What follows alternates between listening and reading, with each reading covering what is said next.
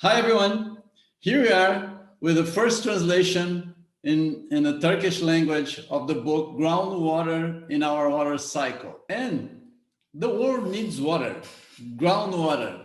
Consider making a donation. We depend on people like you to deliver free material. Thank you. We have the pleasure to introduce to you Alper Elçi. He is a professor at Dokuzalu University, at the Department of Environmental Engineering, and I hope I pronounced that properly because he was teaching me here how to say it properly. I hope I've done it right. And he's done a great job. And I'd like to introduce him. Okay, Alper, again, who are you for those who don't know you? Because I know you, people in Turkey know you in your area, but for the world now, what's your formation? How did you get into groundwater? Hello, Everton. Thank you for inviting me. I'm Alper Elçi. I'm a professor at Dokuzalu University in Turkey. And by profession, I'm an environmental engineer. So I got all my degrees in environmental engineering, but I worked entirely on groundwater during my PhD studies, and that's when I got into groundwater studies, actually. So, but in my previous years, so after graduation, I actually worked on air quality modeling. So a total different area, but again, modeling. I was always interested in modeling. But then when I started my PhD studies in the United States, I chose to continue with groundwater and modeling of contaminant transport in groundwater. Oh, that's very good. Where in US have you studied your PhD? Yes, I studied at Clemson University in South Carolina. And after I finished my PhD studies, I continued working for a water resources consulting company in Bethesda, Maryland, in the Northeast. And they were specialized in groundwater, especially in groundwater modeling studies. That's where I really had a chance to use or practically use the knowledge that I gained during my PhD studies. Oh, that's very good. That's very good. So, and how do you end up in a university in Turkey? And tell us a little bit about your research interests. How you started, what you're going to do, what you've done. Okay, yeah. I went there with a scholarship to the United States, and then the idea was eventually to return to Turkey. And I returned in 2004, and since then I'm in Turkey. And my primary research area of interest is, like I said, mathematical modeling of contaminant transport and fate of contaminants in surface water and groundwater, but with emphasis on groundwater, of course. But recently, I'm also involved in other areas such as surface water quality modeling. And I'm also recently interested in the applications of remote sensing and geographical information systems in hydrology and environmental sciences. So I'm actually not only interested in groundwater, I have interest in many areas in environmental science, but of course they are all related with water. Oh, that's so very good. Surface water and groundwater, yes. Oh, that's very good. How long have you been teaching in Turkey then? Since 2000 and... Almost, yeah. I got back in 2004, and I've been teaching since 2005, I believe. Yes, so 15 years almost. Yes. That's good. Good job. Good job. Okay, so how did you get in touch with the Groundwater Project, and how have you decided to volunteer? Yes, this is an interesting story, but just by coincidence, I came across the Groundwater Project. I think it was through social media, and I immediately went to the website to see what kind of books are offered. And I saw the books from many renowned experts, the names that we know from the field, we know from the research papers. And I was impressed, really, first of all, with the vision of the project, and second, it had some future. I was convinced that it will play a critical role in disseminating knowledge about groundwater to the whole world. But the thing that was missing was it was only in English. So English, okay, it has become almost a universal language, but there are many parts in the world where English still is not spoken, especially in the technical field. So I felt the urge to actually to contribute to this initiative by at least translating something. If I cannot author something, at least I can translate the material that is available. And that's how I decided to be part of it. And I contacted the Groundwater Project. I guess it was you that we communicated through email, and things got started somehow. Yeah. Yeah, that's very good. That's very good. I'm glad to know that social media worked, because we've been pushing a lot the Groundwater Project through social media, and it's been very helpful. We're bringing people in because it's a volunteer work. We don't have much funding to make this happen. It's all by the effort of people like you that we're reaching out. By the way, you are my first connection in Brazil. I mean, I'll invite you for events here in Brazil. Don't worry. After the pandemic, we'll get together. Hopefully, yeah. We'll see how the pandemic goes. I mean, it's still so uncertain, everything. We can't do the meetings, the international meetings with the project. We are supposed to go to Italy, to Spain, but we can't go anywhere. So we are always we're doing everything online. So. Oh, I know. That's very sad. How can you have beer together online? No fun. Yeah, we tried that. That doesn't work. Doesn't work. Doesn't work at all. No. It's not the same thing, No. I was in Davis last year on my sabbatical. I had my sabbatical leave when the pandemic broke out. So I was in the States. Yeah, I was in the States last year. And that's where I came across the project, this Groundwater Project. Good.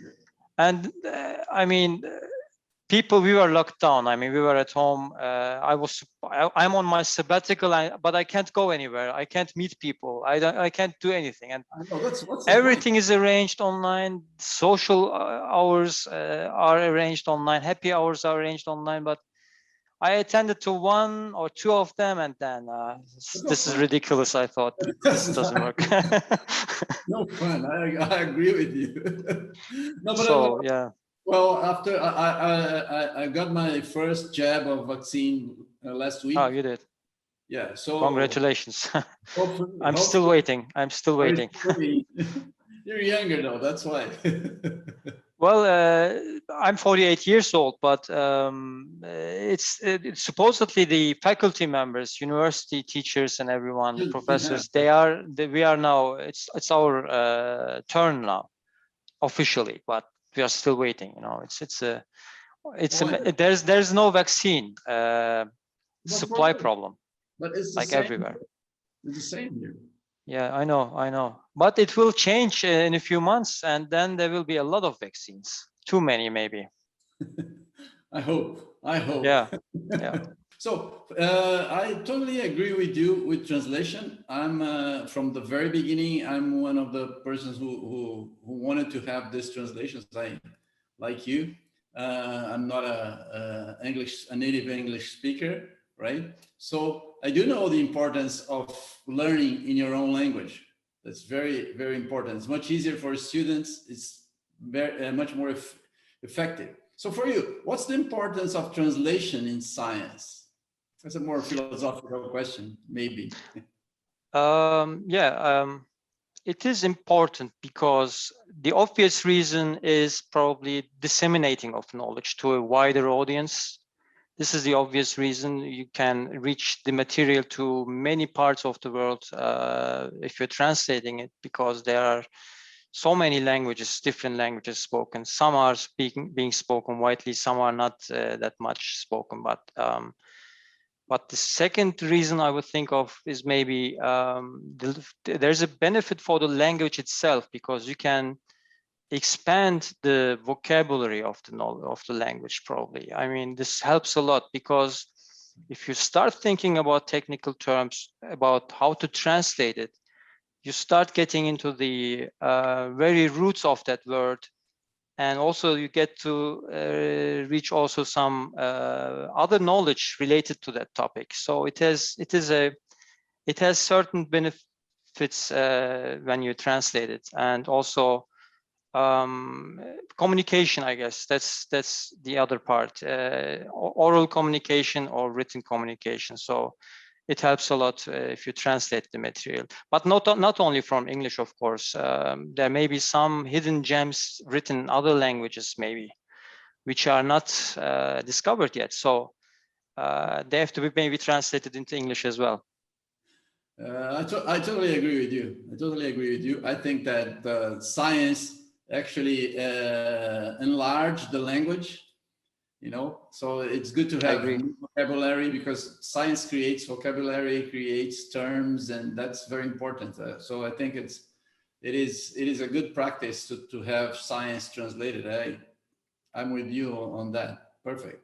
So one point that is quite interesting is that Turkish was one of the first, or one of the few languages that the book Freeze and Cherry was translated into. You know, we had in the past maybe one in Chinese, but it was a kind of not too good translation. But the Turkish was an official, was a printed translation.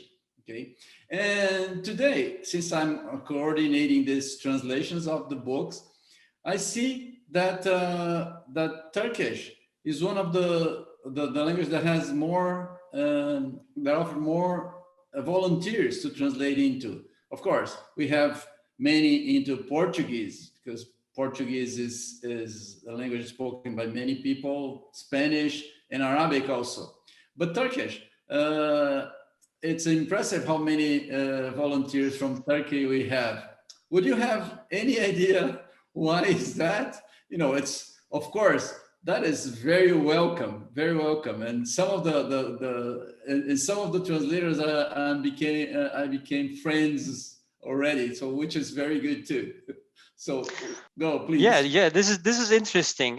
This is an interesting fact that I didn't know of, actually, and I'm a little bit surprised too, because Turkish is spoken in Turkey. Yes, there are a few countries outside of Turkey who use Turkish. Some in the Balkan areas, Eastern Europe, in the Middle East, and also in Central Asia. But the version of Turkish in Central Asia is different. But although they can probably understand the written language.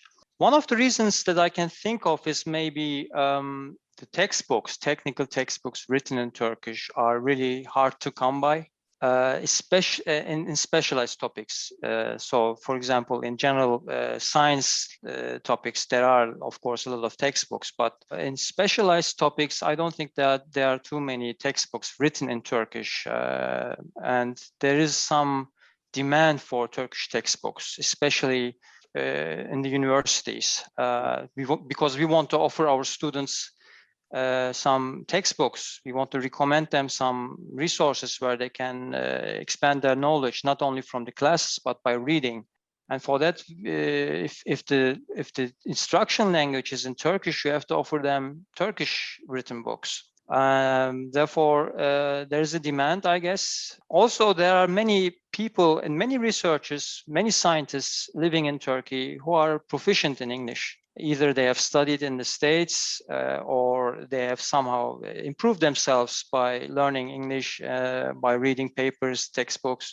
So they want to use that knowledge, that language. And one way of using the language is by translating. If you feel comfortable, of course, with the language, with the level of the language, you know. And I guess that's another reason. And in my opinion, also, I think that Turkish researchers are kind of underrepresented in scientific circles at the global scale. So if maybe there are other researchers who who feel the same, who want to also be part of the scientific circles at the global scale. They want to be part of the scientific community. If you look at the conferences, at the scientific committees of the conferences, you barely see Turkish names or any researchers from Turkey. The same with the editorial boards and the journals. I mean, relatively speaking, that's my opinion, of course, and that's maybe one of the reasons. It was one of the reasons for me, of course. Not only I want to, of course, contribute. I wanted to contribute to this effort, but of course, also I wanted to have a contribution also for the Turkish science literature. And thanks to the authors and thanks to this great effort, I was able to do that. Oh, thank you. We appreciate your help, because this is a very good way. That's our understanding. We're doing an experiment here, right? The Groundwater Project. We do believe that translating books will really, widen the reach of our books and of our content. And for myself personally, I totally agree with you. I think that having science in your own language, it's very helpful for students. Many students today are, they have to have a minimum understanding of English. English is basically today the language of science. But my former supervisor used to say that the official language of science is broken English, because it's similar to English, right? Because, everybody speaks, a little bit of English, and they have to publish in English as well. So when you're studying, that's my understanding, that, your mother language goes straight to your brain and maybe to your heart. And when you're reading in a foreign language, there's the extra effort to put it in place. Right, yes. When you're a professor in a foreign country, you see that, because, when you have a text that is in your own language, students go much, comfortable with that information. It's, it's a degree of effort, it's easier, but it also helps to develop the culture of the science in your own language. That's my understanding. So yeah, and my students have difficulties. I mean, not only my students, in general, this Turkish students have really hard time understanding English material, simply because the grammar, the structure of the language is really different than Turkish. The sentences are the other way around, and everything is different. So they have really hard time. And we have English courses here. I'm teaching a course on numerical modeling of groundwater this semester. And this course is officially an English taught course. So I'm teaching English, but whenever I switch to Turkish, I see the relief in the faces of the students. So of course, mother language, native language is different. Oh yes, I know that. I know that. And for us, we lived in an English-speaking country. We speak English very well, but we know that when you're speaking to in your country, that helps. So I'm pretty sure we're going to reach out the Turkish community quite easily, because we have most of our books are being translated into Turkish already, which is very welcome. It's very welcome. So congratulations to your countrymen and women that are doing this great job. Actually, two of them I'm friends already. We're talking every now and then. So the work in Turkey is going to be impressive, I'm pretty sure. So do you have, you reached us through social media. Do you have any suggestions? And that's, I'm going to improve a little bit my question. Do you have any suggestions on how we could boost the distribution of our books in Turkey? On top of the translations. And I'm asking you that because we're doing our distribution in English. All our posts are in English in the Groundwater Project website and social media pages. If you have any guess, we're welcome. Yeah, that's a tough one, but I know. I guess, yeah. I mean, it's really tough to reach people. I mean, you're doing a great job with the social media. I guess the same would have been should be repeated maybe in the Turkish language with the same format. But then you would need volunteers to do that, of course, in Turkey. Am I talking to one here? Yes, but I want to restrict myself on myself only with translation here. But Yes. we have a dynamic group of people here, young people in Turkey. So I'm sure that we can find young people, young researchers, young scientists who are interested in maintaining websites and they are also more interested in social media than we are. We are now getting old, so they are more proficient in social media, the younger people, so they can better manage the social media and spread the word about the Groundwater Project. Other than that, I guess one of the best ways to promote the books, especially in Turkey, is to recommend these books in our courses. What I did in this semester's course was I immediately pointed my students to this website, to the Groundwater Project website, along with the other textbooks, of course. If you want to read more about this, go to the Groundwater Project website. There are many books offered. That was my general advice to them. But then also during the course, I gave them assignments, reading assignments, particular books, read this section so and so explains this topic very well. And so that's another way of showing everyone the books and recommending it. I guess that's another way of spreading the word, I guess. Yeah, that's very good. Well, we might have, yeah, that's a good point. We might have some, the problem is that if we create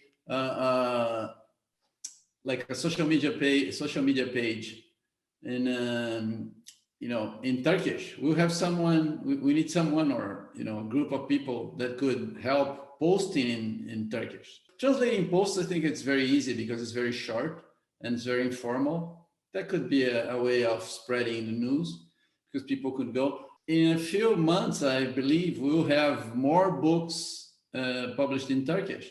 So more people would be interested to download in Turkish, and then they might be willing to read the information in Turkish as well.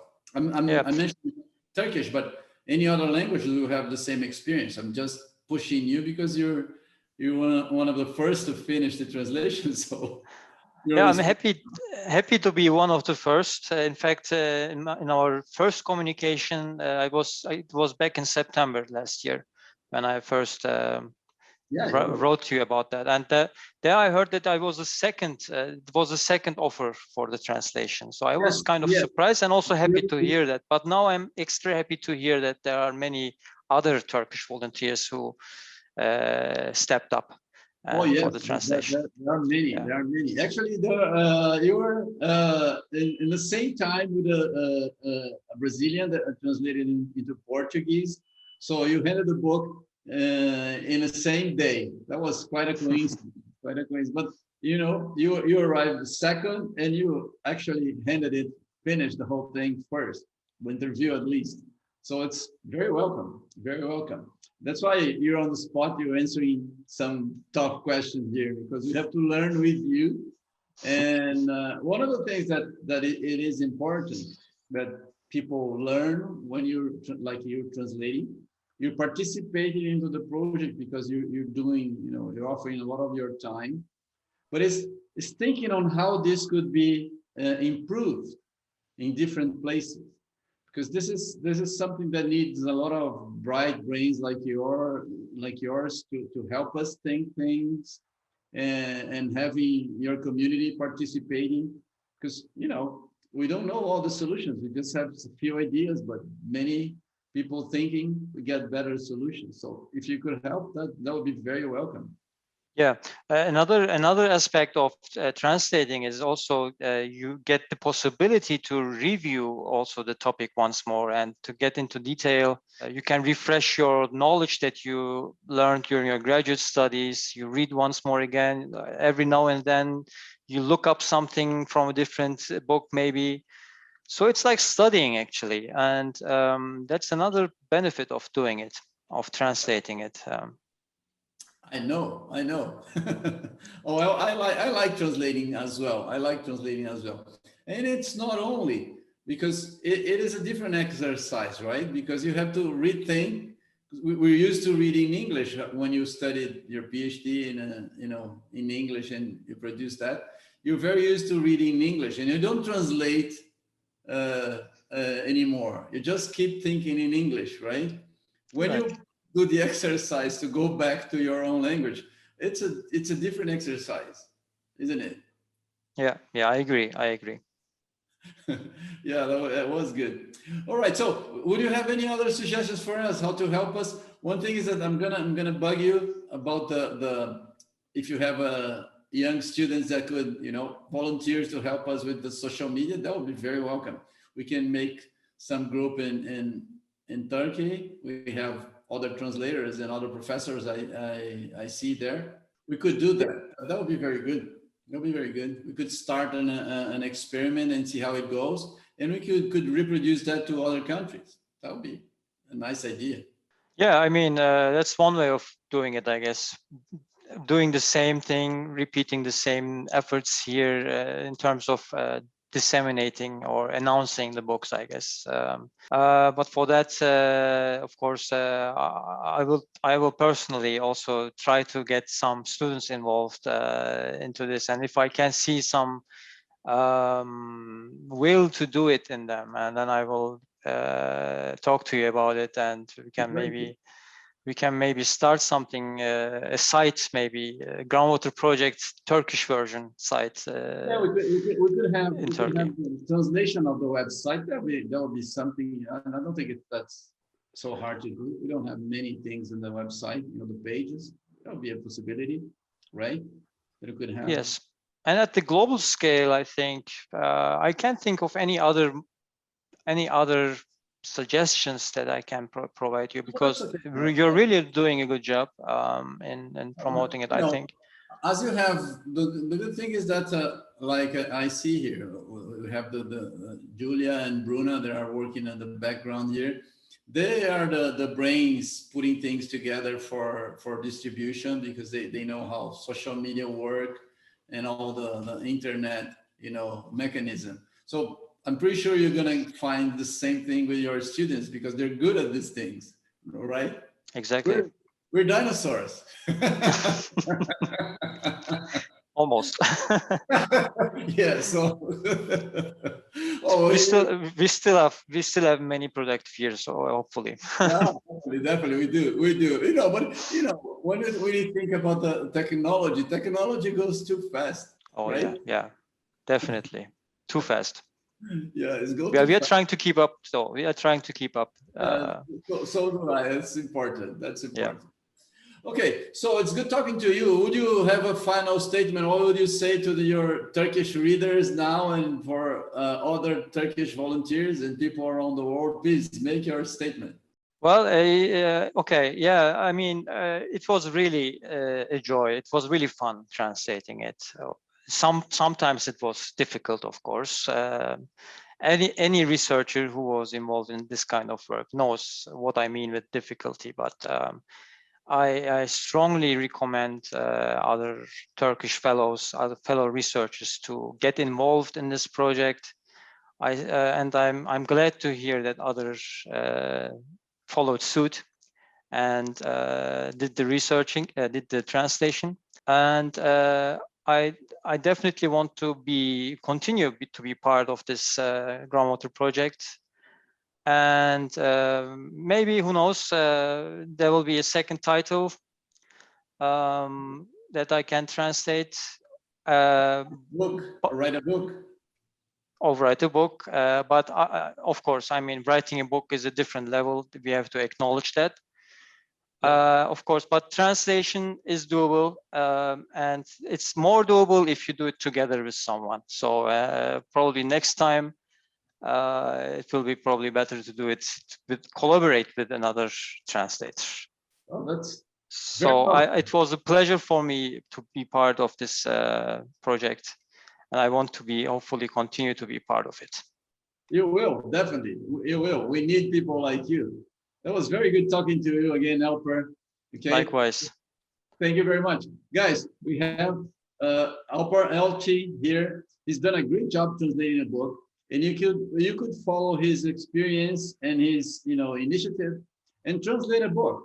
Help us distribute the material throughout the world. If you're watching us here, please do your job. It's very fun. And you can find friends on the internet because we're going to work with hydrogeology for life. And it's an interesting subject. Should you consider help the Groundwater Project? Why not making a donation as well? Because we're paying things with our time, and some of us are also putting some money into this endeavor. Would be welcome if you could help. Okay, thank you very much. Thank Alper for your help. You're very welcome. Thank you for a nice job. Job well done. My pleasure, Everton. Thank you for having me here. See you soon. Yeah, see you soon. Thank you very much. Bye. Bye-bye.